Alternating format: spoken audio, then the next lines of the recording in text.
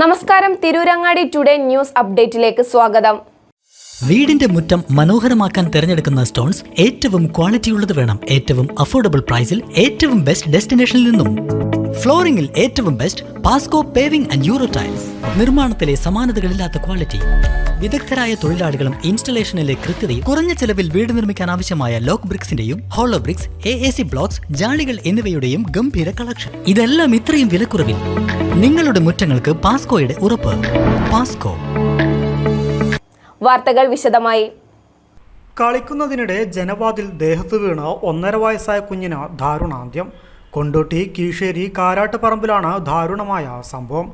കീഴ്ശ്ശേരി പുളിയക്കോട് സ്വദേശി പുനിയാനിക്കോട്ടിൽ മുഹസിൻ, കാരാട്ടുപറമ്പ് വലിയാറക്കുണ്ട് വീട്ടിൽ EK ജുഹൈന തസ്നി ദമ്പതികളുടെ മകൻ നൂർ ഐമനാണ് മരിച്ചത്. ഇന്ന് രാവിലെ 9 മണിയോടെ കാരാട്ടുപറമ്പിൽ മാതാവിൻ്റെ വീട്ടിൽ വെച്ചാണ് അപകടം നടന്നത്. മഞ്ചേരി യൂണിറ്റി വിമൻസ് കോളേജിൽ ബിരുദ വിദ്യാർത്ഥിയായ മാതാവ് ക്ലാസ്സിലേക്ക് പോകാൻ ഒരുങ്ങിയപ്പോൾ കുട്ടി കരഞ്ഞു. കരച്ചിൽ മാറ്റാനായി വീടിൻ്റെ മുകൾ നിലയിലുള്ള വല്യുപ്പയുടെ അടുത്തേക്ക് കുട്ടിയെ കൊണ്ടാക്കി.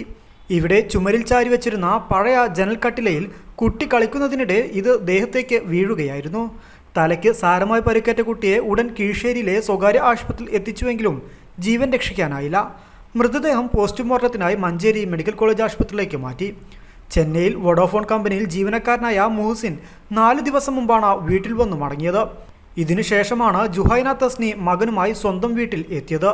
കുഞ്ഞിൻ്റെ മൃതദേഹം പുളിയക്കോട് ആക്കപ്പറമ്പ് ജുമാഅത്ത് പള്ളിയിൽ മറവ് ചെയ്യും. News desk, Tirurangadi today.